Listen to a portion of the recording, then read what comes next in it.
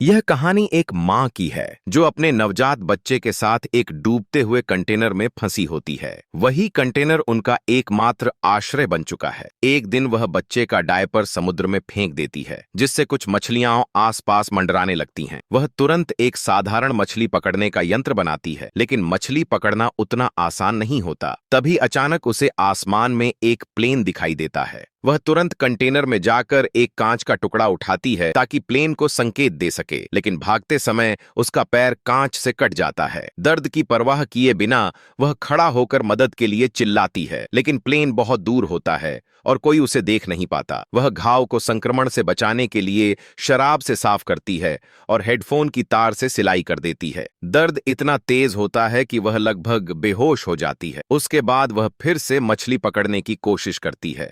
Headphone की तार से जाल बनाती है, उसमें डायपर को चारा बनाकर समुद्र में डाल देती है। थोड़ी देर बाद एक मछली फंस जाती है और वह एक समय के बाद पहली बार भरपेट खाना खा पाती। समय बीतता है और वह कुछ खाद्य सामग्री इकट्ठा कर लेती है। बचाव की उम्मीद में वह सैकड़ों कागजों पर मदद के संदेश लिखती है और उन्हें प्लास्टिक डब्बों में डालकर समुद्र में बहा देती है। कंटेनर में पानी भरने से रोकने के लिए वह नियमित रूप से पाइप से पानी निकालती है। बच्चे को सर्दी से बचाने के लिए वह थर्मस में शराब डालकर उसे जलाती है ताकि गर्मी मिल सके। फोन का स्क्रीन टूट चुका होता है, इसलिए वह सिर्फ अपने पति के कॉल का इंतजार कर सकती है। एक रात उसका पति कॉल करता है और बताता है कि उसे गोली लगी है और अब वह शायद बचाने नहीं आ सकेगा। पति रोते हुए उसे हिम्मत नहीं हारने को कहता है। महिला बहुत दुखी हो जाती है, लेकिन शिकायत नहीं करती। वह अपने पति को बताती है कि बच्चा जन्म ले चुका है और उसका नाम नोनो रखा गया है। इसके बाद फोन की बैटरी खत्म हो जाती है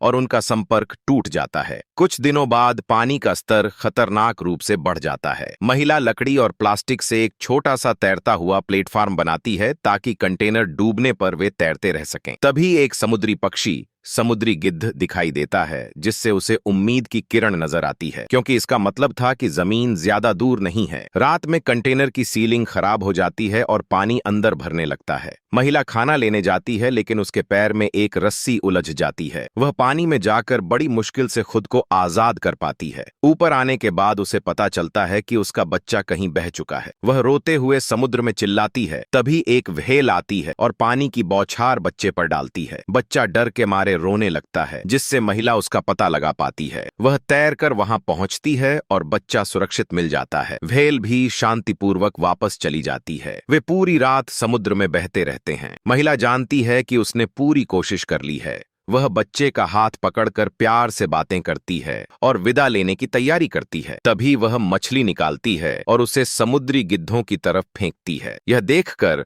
पास से गुजर रही एक मछली पकड़ने वाली नाव गिद्धों की हलचल पर ध्यान देती है और उस ओर आती है। नाव के लोग सबसे पहले बच्चे को बचा लेते हैं, फिर रस्सी के सहारे महिला को भी ढूंढ लेते हैं। वह लगभग मर चुकी होती है, लेकिन नाविक हार नहीं मानते और उसकी जान बचा लेते हैं। किसी को विश्वास नहीं होता कि एक महिला ने पूरे 1 महीने समुद्र में रहकर अपने बच्चे के साथ जिंदा रहने का संघर्ष किया। यह माँ के प्रेम और साहस की एक मिसाल बन जाती है।